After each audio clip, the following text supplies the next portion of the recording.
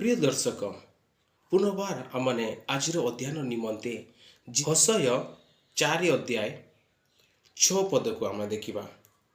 आमर लोक माने ज्ञानर अभावस्यकु विनष्ट होउछंती कारण तुम्बे ज्ञान अग्राह्य करिअछ। आंब मध्यरु तुमको अग्राह्य करिबा तहिरे तुम्बे आमर जाजक हेब नाही।